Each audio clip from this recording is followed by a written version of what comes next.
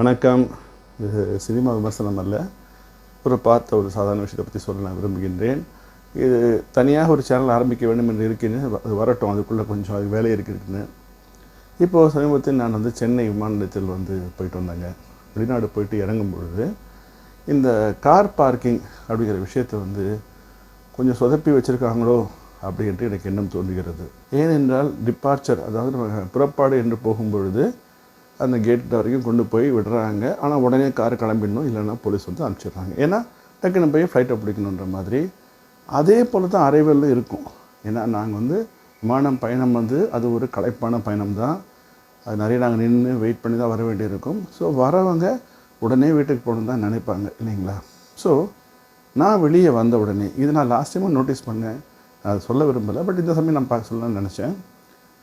வந்தோடனே பார்த்தீங்கன்னா வெளியே ஒரு பெரிய ரோடு, அது விஐபி ரோடுன்னு சொன்னாங்க.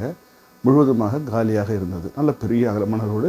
அதுக்கு மேலேயும் ஷேட்ஸ் தான், நிழலாக இருந்தது. விஐபி யாராக இருக்குன்னு பார்த்தேன். ஏன் கூட பிஸ்னஸ் கிளாஸில் 2 சினிமாக்காரர்கள் தான் இருந்தாங்க.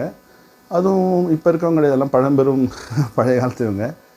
அவங்க தான் விஐபியா என்று நான் யோசித்தேன். ஏன்னா விஐபி நமக்கு ஒரு டெஃபினேஷன் கொடுக்கணும், இல்லைங்களா? வெரி இம்பார்ட்டன்ட் பர்சன்னா யாருப்பா? கவுண்டமணி ஒரு படத்தில் அழகாக சொல்லுவாள் டைலாக், இவங்க தான் பிறந்தாங்களா, நாங்களாம் என்ன பூமிக்கு தேவையில்லாமல் பிறந்து அலையிறோமா அப்படின்னு சொல்கிற மாதிரி. சினிமாக்காரன்னா விஐபியா, அல்லது விஐபினா யார்? ஓகே, அரசியலில் நமக்கு மந்திரியாக இருப்பார், எம்எல்ஏவாக இருப்பார், இல்லை பெரிய இருப்பார், இல்லை ஒரு மிக மிக பிரபலமான ஒருத்தராக இருப்பாங்க, இல்லைங்களா? அவங்க வந்தாலே கூட்டம்லாம் வந்துடும், அந்த மாதிரி இருக்கும். அந்த மாதிரி சொல்லலாம். இல்லை ஒரு வெளிநாட்டு ஒருத்தங்க வராரு, தூதர் வராரு, அவங்க விஐபி, இல்லைங்களா? ஸோ எனக்கு அந்த விஐபியை முதல்ல டிஃபைன் பண்ண வேண்டும் என்று நான் நினைக்கின்றேன். அவங்க சொல்லணும் போர்ட்லேயே, விஐபினா யாருப்பா? ஒரு ஜட்ஜ் வராரு ஏர்போர்ட்டுக்கு, அவர் விஐபி. ஒரு நம்மளுடைய அரசு தலைமை வழக்கறிஞர் வராரு, அவர் விஐபி. அந்த மாதிரி சொல்லணும். நம்ம இந்த டோல் ப்ளஸ் அப்போ பார்த்திங்கன்னா போட்டிருப்பாங்க, யாரெல்லாம் டோல் கட்ட வேண்டாம் என்று. அதில் கரெக்டாக போட்டிருப்பாங்க, இவங்கெல்லாம் கட்ட வேணாம் அப்படின்னு சொல்லிட்டு. அதே போல் இவங்க இங்கே ஒரு ஆர்மி சீஃப் வராரு, இல்லை யாரோ இவங்க வர, என்ன ஒரு டேக் போடணும், இல்லைங்களா? எனக்கு என்னவென்றால், சினிமாக்காரர்கள் என்னை விட நம்மை விட என்ன பெரிதாக நாட்டுக்கு செய்து விட்டார்கள் என்று எனக்கு புரியவில்லை. அதனால் சொல்கிறேன், சரி அவங்க ஏதோ ரெக்கமெண்டேஷன் ஏதோ பண்ணி வந்திருக்காங்கன்னு வச்சுப்போமே. அதற்கு பிறகு பார்த்தால் வண்டியை நம்ம ட்ராலி தள்ளிட்டு மேலே போக வேண்டியிருக்கின்றது. அந்த பிக்கப் பாயிண்ட் என்பது ரொம்ப தள்ளி இருக்குங்க. மிக முக்கியமான விஷயம் இதில் என்னென்னா, விஐபி வரைக்கும் தலைக்கு மேலே இருந்த கூரை அங்கே இல்லைங்க. ஸோ அதனால் சென்னை பற்றி உங்களுக்கே தெரியும், வெயில், சரி மழை பெய்யுது, வெயிலோ மழையோ நாம் நனைந்து தான் செல்ல வேண்டும் அப்படிங்கிற கட்டாயம் இருக்கின்றது. மூன்றாவதாக, நாம் பிக்கப் பாயிண்ட் போகிறோம், காருக்காக வெயிட் பண்ணுறோன்னா அங்கே உட்காருவதற்கெலாம் எந்த விதமான இடமும் இல்லை. நான் ஏதோ என்னுடைய ஜாப், என்னோடய கம்பெனிஸுடைய தயவுனால் பல வெளிநாடுகளுக்கு சென்று வந்திருக்கின்றேன். பல ஏர்போர்ட்ஸ் பார்த்துருக்கேன், சரிங்களா? அங்கே ஒரு பயணம் என்று வரும்பொழுது நீங்கள் வெளியே வரீங்கன்னா உங்களுக்கு ஒரு டாக்ஸியோ நம்ம சொந்தக்காரோ போவதற்கு சுலபமான ஒரு வழி இருக்கும். நீங்கள் போயிடுவீங்க, டக்குன்னு கிளம்பி போகலாம். அந்த மாதிரியான தாட் இங்கே ஏன் வரவில்லை என்பது எனக்கு புரியவில்லை. முதல்ல.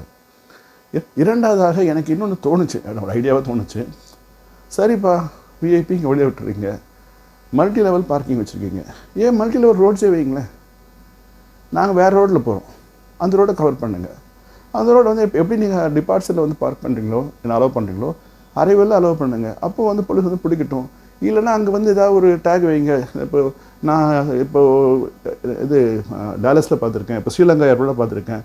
ஒரு தூண்டுனா ஏ 1 2 3, அதாவது ஏ தூணில் 1 2 3 4 ஒரு இடம் இருக்கும். ஸோ நான் போய் சொல்லுவேன் இல்லையா, இந்த பாருங்கள் பி பிளாட்ஃபார்மில் 4th பிளேஸில் நான் நிற்கிறேன்னா பிக்கப் பண்ணுற எனக்கு வந்துடுவார், இல்லைங்களா? ஸோ இது அந்த இதை நாங்கள் தாண்டி போக வேண்டிய அவசியம் இல்லை.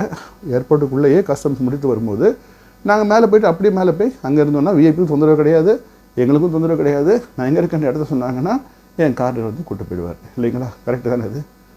இது இப்போது செய்ய முடியுமா என்று எனக்கு தெரியவில்லை. இதுக்கு முதலே செஞ்சுருக்கணும். விஐபிஎஸ் கொடுத்த இம்பார்ட்டன்ஸு ஏன் ஜென்ரல் பப்ளிக்கு தரலை என்று எனக்கு தெரியவில்லை. ஏனென்றால் டூரிஸ்ட் கார் மட்டும் இல்லை, என்னுடைய சொந்த கார் கூட இங்கே வருவதற்கு அனுமதி இல்லை. ஏன்னா நான் விஐபி இல்லை. அதனால் இல்லை, ஒரு வேளை நீங்கள் சார்ஜ் போட்டு தான் பண்ணணும், அதையும் பண்ணலாம், அதுவும் இப்போ இல்லை. நான் சொன்ன ஒரு வழி சொன்னேன், இல்லைங்களா? அது நான் ஏற்கனவே பார்த்துருக்கின்றேன். அதனால தான் நான் சொல்கிறேன். மினியாபோலிஸ் என்ற அமெரிக்காவில் இருக்கிற நேரத்தில் நான் பார்த்துருக்கிறேன். அதனால் நான் சொல்கிறேன், இது போன்று ஏதாவது ஒன்று செய்யாமல் நம்ம அலைய விடுவது என்பது விமான பயணத்தின் போது நமக்கு இருக்கின்ற நிறைய அலைச்சல் இருக்குங்க. அதாவது ட்ரெயின் மாதிரி நினைக்காதீங்க. விமான பயணன்றது போய் நிற்கிறதும் செக்யூரிட்டி கிளியரன்ஸும் அதுக்கப்புறம் கஸ்டம்ஸ் எல்லாமே வந்து ஒரு அலைச்சல் தான் எல்லாருக்குமே. வெளியே வந்தோடனே வீட்டுக்கு போனால் நினைப்பாங்க. ஸோ இதை மனதில் கொள்ளாமல் வைப்பது எனக்கு சிறந்ததாக தெரியவில்லை.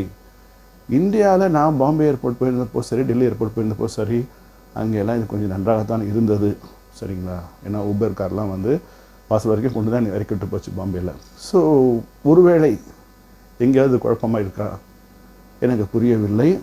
இன்னொன்று சொல்லிடுறேன், கொச்சின் ஏர்போர்ட்டு நான் ஃப்ளைட் லேண்ட் ஆகுது, அங்கே லேண்ட் ஆகும்போது பெருசாக எழுதியிருக்காங்க, இது முழுக்க முழுக்க சூரிய சக்தியினால் சோலார் பவர் இறங்கக்கூடிய அதனால் இயங்கக்கூடிய ஒரு ஏர்போர்ட்னு போடுறாங்க இல்லைங்களா? ஸோ ஒவ்வொருத்தரும் அவ்வளோ பண்ணும்போது நம்மளும் எதாவது செய்யணும் இல்லையா?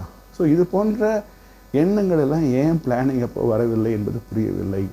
தயவு செய்து நினைவில் கொள்ளுங்கள், விஐபிஸ் வந்து ஏதாவது சில நாட்கள் தான் வருவாங்க, அவங்களுக்கு முக்கியத்துவம் கொடுப்போம், கொடுக்க வேண்டும்.